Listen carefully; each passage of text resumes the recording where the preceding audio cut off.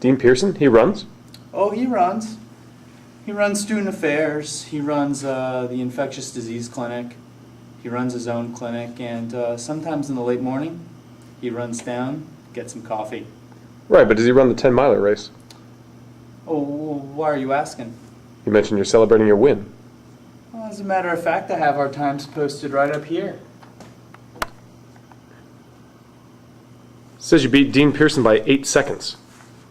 That's right. Beat him by 8 seconds. Turns out he actually beat me by 20 seconds on gun time. Luckily enough, the race was chipped. He started the race 16 seconds faster than I did. 8 seconds, Kevin. That's really impressive. I think I did my math wrong there, but it doesn't matter. I'm pretty happy about it. You know, it's kind of hard racing against the Dean. We're both in the prime of our running careers. Really excited about that win. Well, here's to keeping close for the next 30 years. You know, we can't all be Will Starcox. It's what I'm trying to do, though.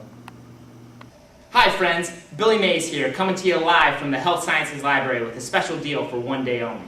Are you studying pharmacology? Then you're probably going to need to know the difference between cefuroxime and ceftaloxime. That's why I think you should buy this book, Goodman's and Gilman's Pharmacological Basis of Therapeutics. How much do you think this costs? $1,000? Of course not! I'll sell it to you for today only for $29.99. You can read this entire book from cover to cover for $29.99. But wait! There's more! If you call now in the next 10 minutes, you also get these homemade flashcards, signed and dated by me, Billy Mays. If you want to know every single thing possible about every single drug, crammed into thousands of 3x5 note cards cut in half, you have to get these cards. These cards, this book, for the low, low price of $29.95. Call this number, 540-229-0824, or email clarkjr@gmail.com to buy all of this that you see here. Call now. It's for sale. Billy Mays. So we're at the VA hospital in Salem, Virginia, and it's this huge complex of buildings that are connected to one another. I'm there in winter.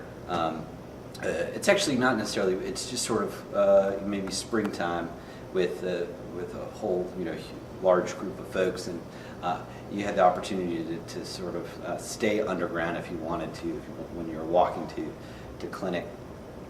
So one day I was coming home after a really kind of a long day at work, and just was very busy and stressful. And as I'm walking by, I look to my left, and I see one of these kind of electric maintenance carts. And these are carts that are used around the Salem VA that it's like only happens at the Salem VA. I don't understand it, but they drive these carts everywhere. There's not even anything on these carts, but like basically if you work at the Salem VA, you get a cart.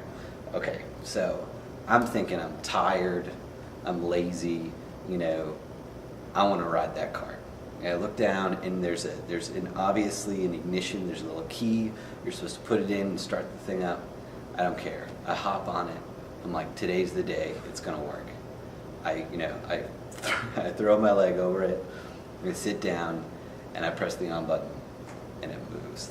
It's awesome. It's like this thing has come alive to make my day better. So I ride this thing. I'm flying around the hallways. It's awesome. I do a little. Austin Powers thing where you try to turn it around in the tiny hallway.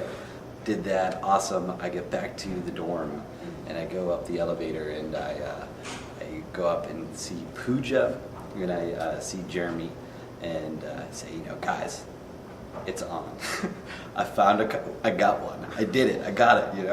And at this point, I think I'm trying to tell.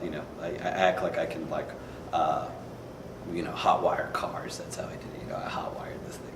And so they go downstairs, and they bring it to a whole new level. They fly off in this thing, Pooja and Jeremy, and they're flying down the hallways, and then they decide, we're gonna take this outside. And they start flying around the parking lot, going off speed bumps, like literally, scraping out in the grass. And of course, the VA police come along, and they are just like, you folks, get off the cart.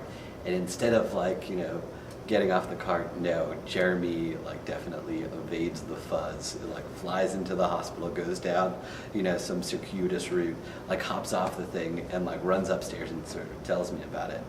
Awesome, gets away with it scot-free. The best part about it is like we have like our like ties on, our dress shirts, our white coats, and we are like bandits on this thing, totally ridiculous. Okay, so he goes upstairs. It's just like, Greg,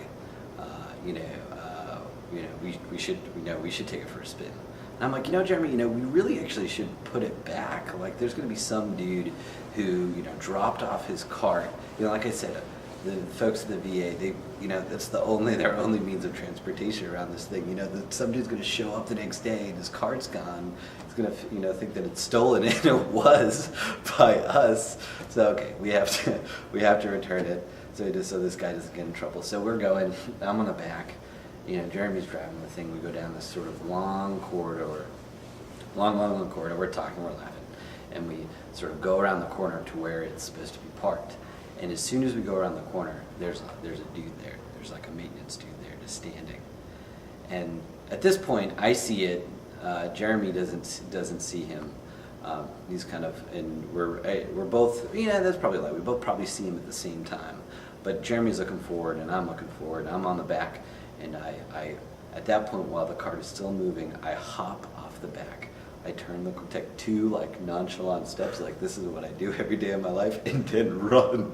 I just like fly for the hills and leave Jeremy to take all the heat, all of it, like, if I'm in a wartime situation, I do not have your back. I am out of there. So, Jeremy like, turns around, he's just like,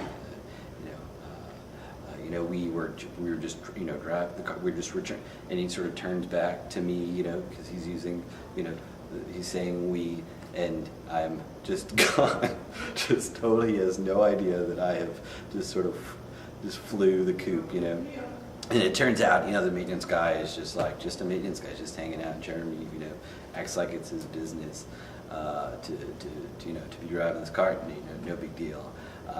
But, the way we describe it is that that when he turned back to look at me, there was actually a cloud of smoke, and there was like a cartoon cardboard cutout of me sort of in midair when he turns back. He goes around the corner. He's just like, where the hell is Greg? He's like walking. I just sort of like pop my head out. I'm like, dude, how'd it go? It's just like there's the fight or flight response, and I am definitely a flighter. There is no doubt about it. Awesome. So then I guess the next week, if you didn't go to Salem, there's a lot of skunks that kind of walk all around the property. Especially in the summertime. And Joe was really scared of the skunks because when he was 13, his house was sprayed with a skunk. From underneath, from the crawl space, it was sprayed. And so all of Joe's things smelled like skunk for like 3 weeks in middle school, and he became the smelly kid because everything, his clothes, his backpack, and he didn't even get sprayed himself. It was his house that got sprayed by some skunk that was stuck in the crawl space. And so he was marred for life, completely in fear of all these skunks. So if we were walking to our car to go out to dinner or go to a movie, if he saw a skunk anywhere on the campus, he would just start running as fast as he could because he'd get so nervous about the skunk. So Kimberly comes to me one day, and she says, we need to prank Joe again. And I was all for it. I was like, what do you want to do?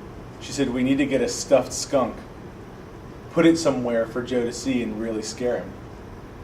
And so we went home that weekend. We all went home that weekend. We were supposed to look for a skunk, and Amir couldn't find one, and I couldn't find one either, but luckily Ben's dog Sydney had a skunk toy, so I brought that back. It was like half chewed. It was actually a decent size, probably about this big with a tail. And so that was the one. So we had to find out a way to get him scared. And so outside Salem, when you walk from the dorm to the parking lot, there's a trash can that's on the path. And so I figured, okay, let's find some way to get him outside. I'll put the skunk there, tie a string to it at night, so that I'm on the other side of the entrance. And when he comes down to walk out to the parking lot, I pull the skunk in his path and he gets really scared and we laugh.